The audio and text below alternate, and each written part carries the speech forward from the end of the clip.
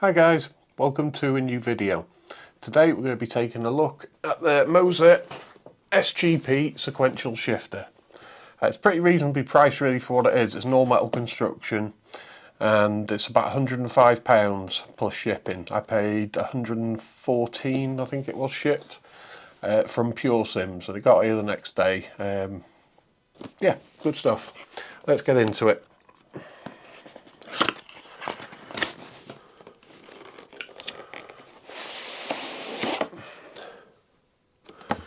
Okie dokie.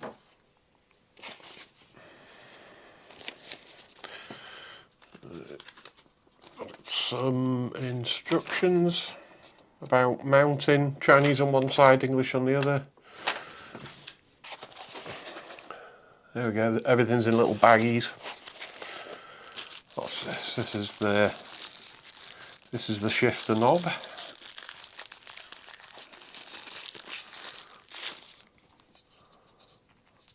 Yeah, that feels quite nice. It's not a soft to touch one, it's all metal, and yeah, I like that.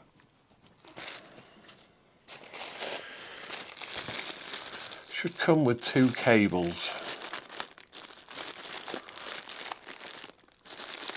You can either use this to plug it directly into a Moza base if that's what you're using, or you can use the USB cable straight to the PC, which is how I'm going to be using it.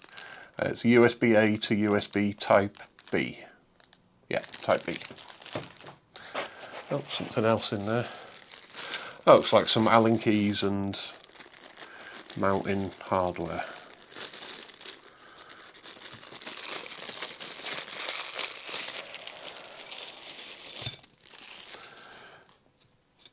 Yep, a little bit of blue thread lock pre-applied. Two little spanners, both identical. And then an Allen key, looks like maybe a 4mm, 4 or 5, maybe 4. Some washers, and that's it. So it's just the shifter now. It's very heavy actually for the size of it and for the price of it. Okay, let's have a look. Yeah, that looks very nicely made actually for the price. So these two big holes here are what you use to adjust the tension of the shifter. Relatively loud, but it doesn't bother me because I'm always wearing headphones, but yeah, that's relatively loud. It has, let's just put the shifter knob on first. That's an M12 thread, so most shift knobs will fit that. It's kind of an industry standard. Yeah, reasonable amount of tension. It's got this little extra lever here that you can assign to do other things like shift it to neutral or pop it into reverse. That could be handy for anyone that hasn't got a handbrake. I can see that being quite useful more as a handbrake than anything else. And then there's two backlit buttons on the top here, which you can assign to anything. They change between 8 different colours. So yeah, these holes here with these nuts and bolts let you change the height of the lever, so you can, 64mm of adjustment you've got, which would make this very long. I don't know how, if you set it to its longest, I don't know how much tension you'd be able to have through this. It might feel quite a bit too easy to pull. I'd probably leave it like that because the current shifter that I use, that's roughly the height of what I'm used to, and then the handbrake's right next to it. And yeah, so on the front there's your connections, and yeah, it feels really nice. For the money, this is really nice. Okay, we've got 8 threaded holes underneath for mounting, and then if you want to use a nut and a bolt, you've got 3 holes either side. So it should work with most mounting solutions. I mean, you could just put a bolt straight through the top into a T-nut. If you've got a piece of profile next to you, just have it straight on the profile. You don't have to have an actual shifter mount. And that's pretty much it. Let's see how much adjustment this has got.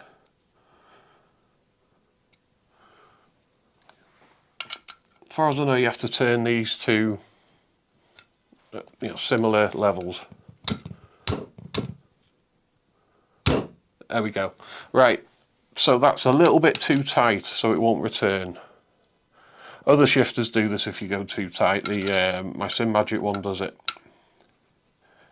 So you just get it to the point where it does that, and then still a little bit sticky. Go another quarter turn. So out of the box, this was pretty much at its stiffest setting.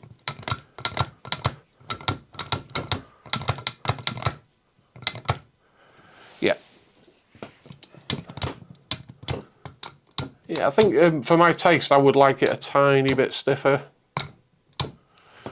It's slightly sticking when you go forward, so let's just back it off a tiny bit more. Won't really get a proper feel for this until it's in the rig. There we go. Right, I think that's everything covered. They're pretty simple to cover, shifters. So let's go and throw it in the rig and see what it's like. I've been using the shifter now for a few days. I've done a lot of rallying with it, and I have to say it's really good. I'm quite impressed with it. Let's have a quick look at the software. There's the different colours you can choose from for the 2 backlit buttons. I've picked purple because that's the best colour. This is the brightness, so you can... Yeah, they're not massively bright even at 10, so I've just left it at 10. You can reverse the shift direction. Then over here we've got the picture of the shifter with all the inputs. And when you do a shift, you can see that it lights up. Same with the trigger. And then the 2 back buttons. You can tell that they're working. And that's pretty much it. Now on to the likes and dislikes. Let's cover the likes first. I think it's very, very well made, especially for the price. Everything's nicely machined. It looks really good. And it just feels... I think they've priced it really competitively. It feels really nice. The actual gear knob itself, there is a sort of rough texture to it to help with grip. And if you're not using gloves, after a while, it does start to chafe your hand up a little bit. So it's much better with gloves. I use gloves for racing anyway. The little trigger does come in handy. I'd like it to be have a little more tension on it, because it's so light that you can hold it halfway with your little finger and keep it there for, well, pretty much forever really. There's a couple of times I've gone from the handbrake to the shifter and I've pulled it. So I've got that mapped to reset the car. Doesn't reset the car because you have to be stationary when you do that, so it hasn't actually done anything, but I've noticed that I've grabbed it by accident a few times. Not a big deal, just thought I'd mention it. 2 buttons at the back are really nice to press. They bottom out softly. There's no tactile click. They're a linear button, and yeah, they feel nice. The tension on the shifter, I've got it set to the tightest that I can without it binding, and I wish it was a little bit firmer, but it's not bad. I did try extending it to its maximum just to see how much weaker it would feel with you having so much more leverage on it, and it did feel too light even at the stiffest setting. But at this length, it's perfectly fine. It feels quite nice. You don't feel like you're going to break it when you're really banging through the gears. The one thing that might be a deal breaker for some. It is loud, and when I was testing it on the table, on that towel, it was quite loud then, but when it's in the rig, it's quite a bit louder, and I can hear it over my headphones even when the game's running.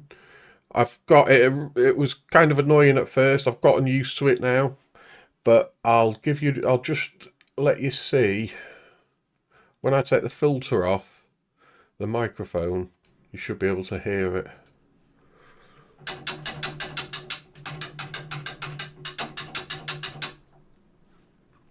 Now, I don't know how loud that's coming across to you guys. Let me just put the filter back on. So that does a good job of filtering it out.